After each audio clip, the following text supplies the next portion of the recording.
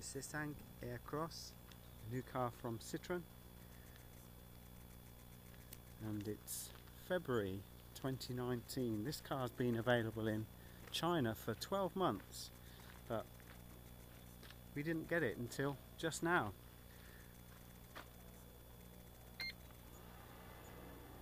Has the electronic boot closing option on this one, and it has the white touches which are along the underside of the roof bar and on the air bumps, although it doesn't say air bump anywhere on this car.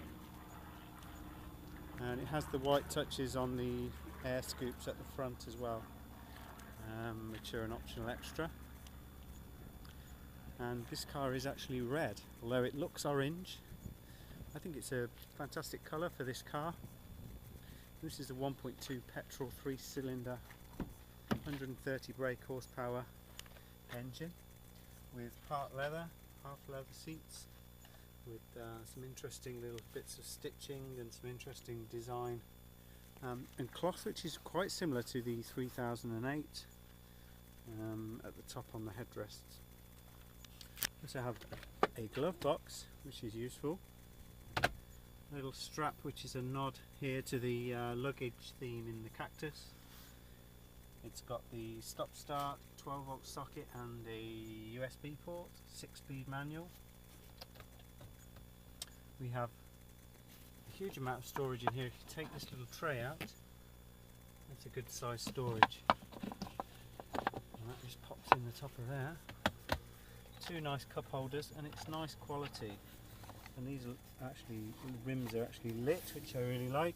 It has an eco button here. It has the electronic handbrake. It has these little scoops on the doors, which are very similar to Cactus. And it has this lovely satin insert on the door handle, which actually feels nice and it looks great. And it has this plastic piano black panel as well.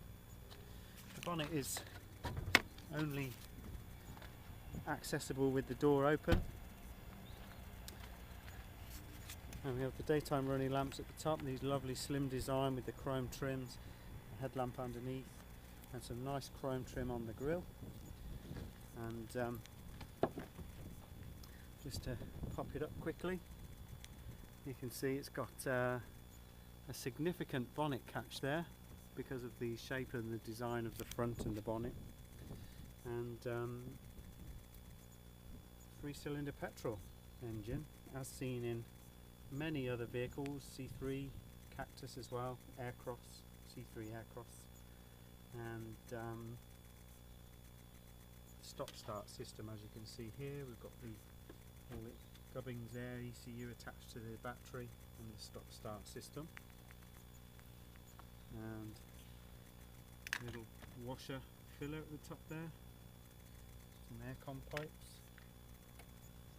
It's all very nicely done, it's all neat and tidy. There's plenty of access you can get in to reach to work on the vehicle. I'm sure it would be pretty straightforward to work on. And this car is actually on the same platform as the 3008, and the predecessor to this car was available previously in some other areas, in areas of Europe and China, where it was called the C3 Aircross. It's now C4 Aircross, I should say. It's now the C5 Aircross, and I really like this design here, this kind of sort of scoopy chrome trim around the sides of the rear doors. It's very, very nice. We have twin sunroof option in this one as well. It's got some really good little map reading lights at the back. We have the centre seatbelt at the top there, so everybody gets a safe ride. We have the Cortex steering wheel, which I really like. It feels great. The steering is actually really nice and light and easy to use. A little bit of sort of leather trim with stitching on the doors as well, and this satin panel on the centre. Same door handle that we see on the C3 Aircross and Cactus. A plastic filler with the, this has got a blank where the AdBlue would be on the diesel version, and that actually hooks onto a little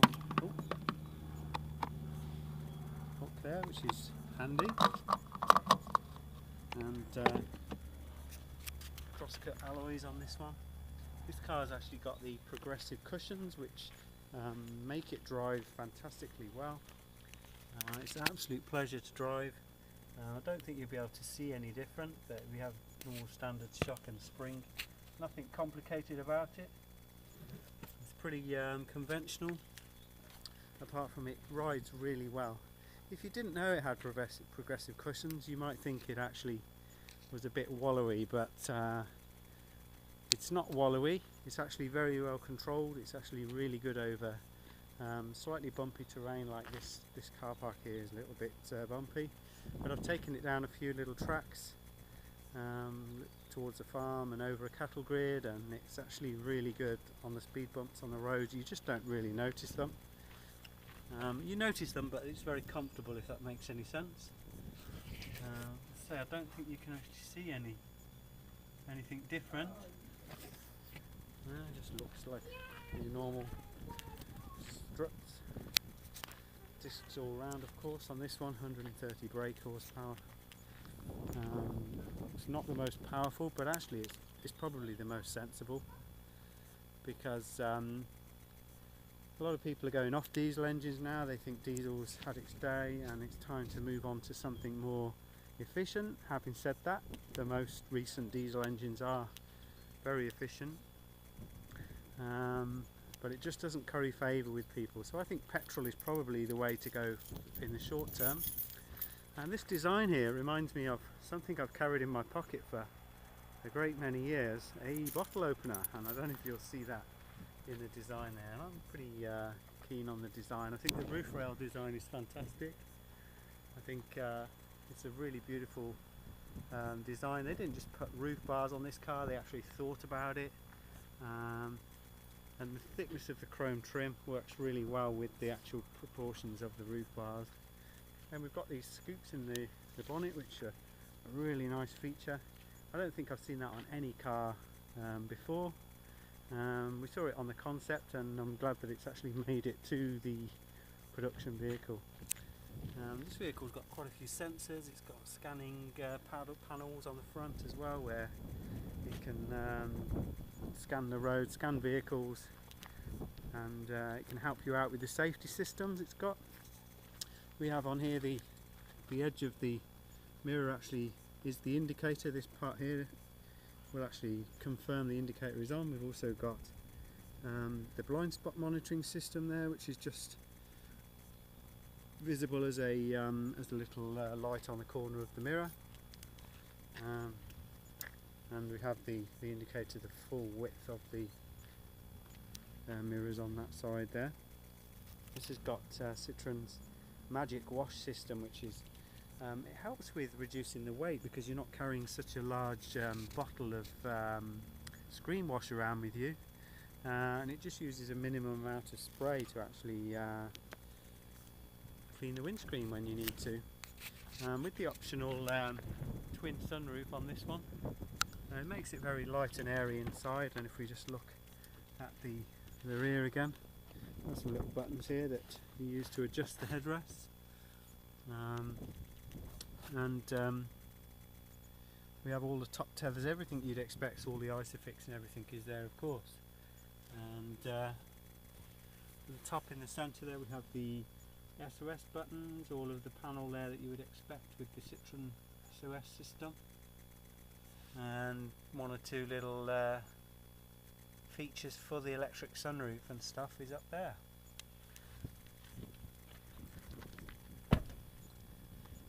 And by design, I think it's one of the best things that's come out of Citroen in years. And some people don't like the modern stuff. They prefer to think that the DS, the CX, the GS, the BX, all of those icons are unrepeatable, and yet this is pretty iconic car. Okay, it's an SUV, and not everybody likes SUVs, but unfortunately, well, for some people they would say unfortunately, the SUV is here to stay, and it's certainly a safe place to be. It feels safe, and if everyone else has got an SUV, then unfortunately it's a little bit like nuclear weapons, where if they've got an SUV then you need an SUV as well, because you're going to go head to head against an SUV. You want to be in something safe. So yes, it will be used for the school run. Yes, it will be. It will blend in colours like grey, maybe black, silver, white, all of those sort of general colours. You won't really probably even notice it. It will just breeze on past and blend in with all the other cars on the road. But to me, it's pure Citroen. It's got the chevrons on the front, so it's got the brand that I'm passionate about and interested in. And I actually quite like the door handles as well. I seem to have some mud on my hand, I don't know why. But let's just have a little look. So I need to put my foot on the clutch and press start. So that's the start button down there.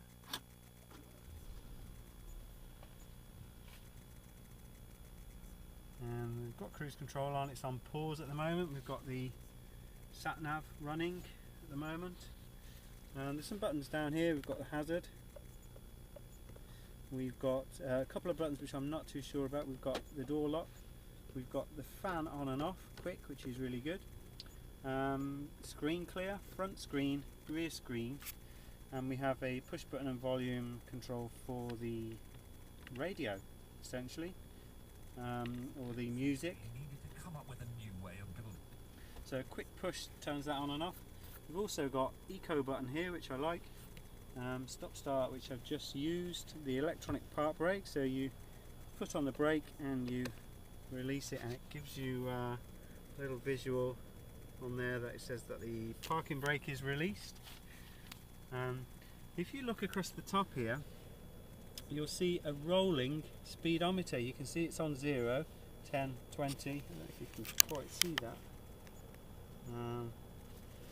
But it rolls like a BX or like a CX, like an early CX. You get that kind of rolling speedometer. So other stuff can be going on the screen along here, and you can see the speedo. And it is actually a really good system. We have the fuel gauge on the left, and we have some other sort of typical things like the distance before we need to fill up. Then we've got the average miles per gallon, trip distance, the cruise control information there, temperature gauge on the right, and we've got auto headlamps on this switch. On the right hand side we've got the wipers. It's all very self-explanatory. We've got the auto wipers. We've also got a boot release, which you press twice. We've got a little button there which is for if you leave a passenger in the car while you nip off somewhere, it doesn't set off the alarm system. You also have the child locks button, and lane departure warning on and off. Actually, I'm going to switch that on and see how it functions. We've got mirrors that tuck in on this one as well, which is really good. We can adjust the mirrors, obviously. We've got the electric window switches here too. So it's all gadgets, and I like it a lot. So let me know what you think, and I'm going to go and take it for a little drive now. Hello, it's me, the voice behind the camera. So let's take it for a little drive. I'm going to put you there.